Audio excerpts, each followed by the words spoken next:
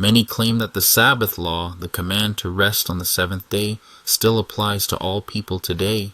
They say it began in the book of Genesis, practiced by the patriarchs from the time of Abraham, and even affirmed by Christ himself during the Christian era. But friend, looking at Scripture, is that what the Bible really teaches?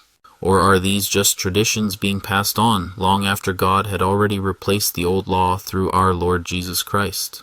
Let's find out, straight from the Bible, like we always do. Some say the Sabbath isn't just for Israel because God rested on the seventh day in creation. In this argument, they quote Genesis chapter 2, verses 2 to 3. Let's read the verse.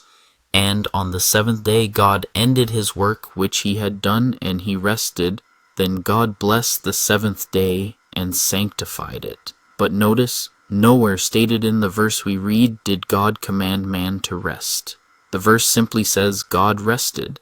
The verse never said that as God rested on that day, he commanded man to do so as well.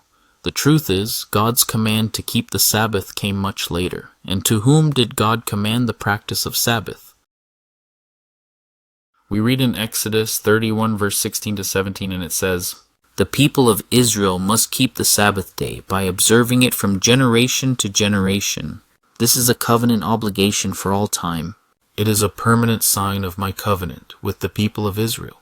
For in 6 days the Lord made heaven and earth, but on the seventh day he stopped working and was refreshed." The Sabbath was a sign between God and Israel, not between God and all nations. The belief that Sabbath is for everyone is false according to the Bible. Others claim that the patriarchs, like Abraham, kept the Sabbath, quoting the verse, Genesis 26, verse 5. Let's read what it says. "Because Abraham obeyed my voice and kept my charge, my commandments, my statutes, and my laws."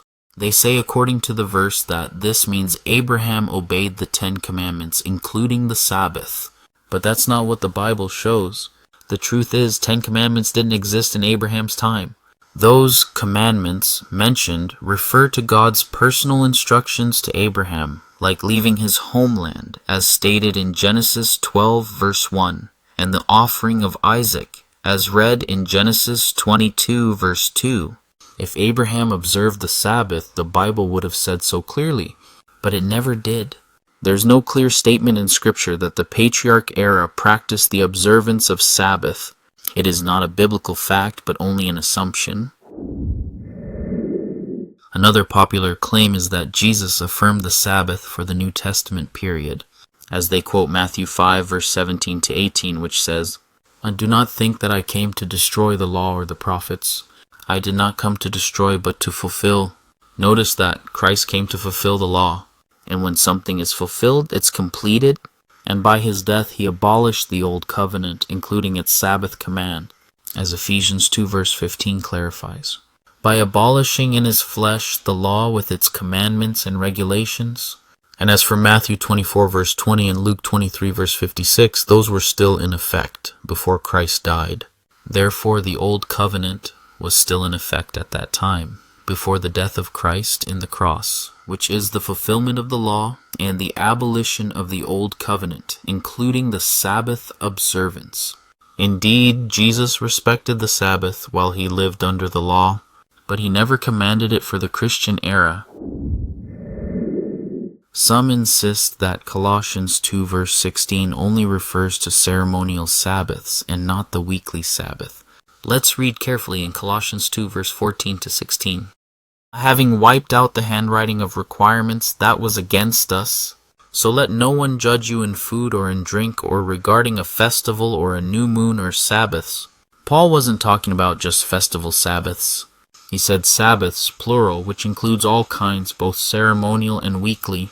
These were part of the law of Moses, which Christ nailed to the cross.